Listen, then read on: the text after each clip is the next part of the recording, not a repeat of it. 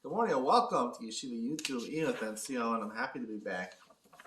I did a couple of Iyun with Benzion's at Maseches Kedushin. Happy to get back on track doing the just daf of Daf Yomi Shir. And Iyun with Benzion is what I really like about this stuff. Daf Yomi Shir. There's a lot of rabbis out there who can give a Daf Yomi Shir.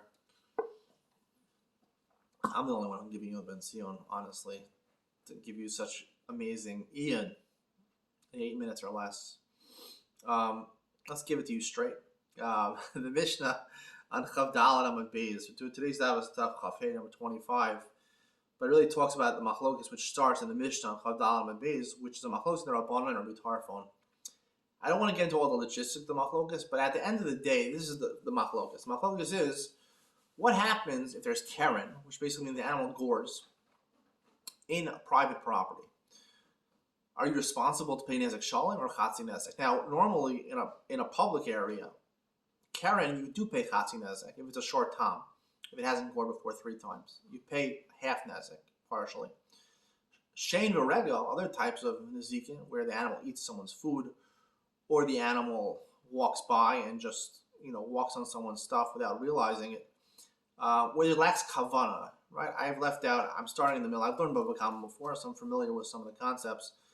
The thing unique to keren is there's kavana. The animal has intention to do it. It gores, or it goes ahead and it squats, or something like that on your property.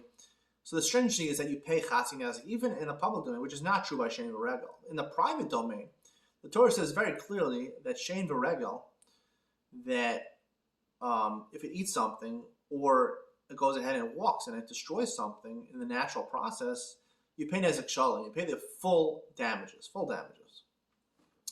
Now, what's halacha by an animal goring in the private domain? So the Rabbanan say the most we can say is a chatzi nezek. We have no proof. The Torah doesn't say explicitly. We're trying to live in a kal v'chomer, right? If we know we find in the Torah that in a public sphere he's paying chatzi nezek, so definitely in the private sphere, which is more kavana, more intent, he's going to pay a chatzi nezek. We can't say nezek shalim.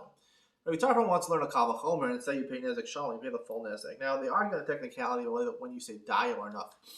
At the end of the day, I really do believe you have to try to internalize and find out. That might be true in dayo is how we figure out what the amount you should pay is. But then the Torah always has a reason behind it. It's important to find out the reason. I know Rav Elchanan Wasserman said we don't analyze the why, we analyze the what. But this is what. It is what. It really is what. What are they arguing about? What is a machlokas from Tarfon and the Rabbanan? At the end of the day, the Torah, there's different ways of deriving laws of the Torah. That's drush. At the end of the day, the sod of the Torah, the secret of the Torah, is to figure out what they're really arguing about. And I'll explain it like this. This is what I believe they're really arguing about. Is that the whole chiyuv of keren, when an animal gores, is based on intent. And that's the reason it's more severe than shein v'regel. Because shein v'regel, right, as an owner of an animal, or let's say a car, because we don't have animals nowadays, but a car is a good example of a shore. When you drive a car, right? So if you're driving a car in a public domain, right, you're not being so careful. If you get into an accident, you hurt somebody, you hurt a different car, you hurt people, monetary damages we're dealing with over here. So if you're not careful with them, that's pshia, that's some sort of negligence. And when you're not careful, you sort of did it on purpose almost. Shein v'regel is, I take my dog for a walk or something like that, and the dog eats in a public domain, the animal's I'm not being kavana, it's harder to watch these things to make sure the animal normally walking or eating some food that was left over. That's not my problem. That's not a level of pshia. But you have to at least watch your animal to make sure it doesn't go ahead and gore in a public domain. That's part of training an animal, domesticating an animal, learning how to drive also. So these are things which are based on kavana, keren. That's why keren is more severe in the public sphere. Even if it did it 3 times, then you pay nezek shalim, even if it's a public sphere. So at the end of the day, it's like this: is the chiyuv of keren a chiyuv, an obligation that you pay based on your mammon, right? You're paying. It's your car. Since the car damage or the animal damage, right? Because I own the animal, the tag, the obligation is upon the animal. Now, animals don't have money, but it's your animals. You got to pay for it. Right? Is the chiyuv on the animal or is it on the owner? Which I'm sure people probably talked about before. Is it a chiyuv on me? And as follows: if it's a chiyuv on the animal, it's because the animal gored intentionally. If it's a chiyuv on me, it's not because I didn't do anything. The animal did it itself, because I did not domesticate the animal properly. And that's why I'm paying. So now let's transfer it over to a private domain, right? So why is it the Torah says shein v'regel you pay nezek shalom? So this is, I believe, the machlokes the Rabbanan and Rabbi Tarfon. According to one opinion, the reason that you pay is because of the animal. It's the animal's chiyuv. The animal had kavanah. Right, shein v'regel, I'm not responsible for an animal. That's a normal thing for it to walk or to eat food. I mean, that's not my responsibility. And the animal had no kavanah. But when the animal goes into someone's property, the animal did it with kavanah. So the animal did it with kavanah. So therefore, the animal pays full. He had full kavanah to do it, right? And similarly, right, when you go ahead and go.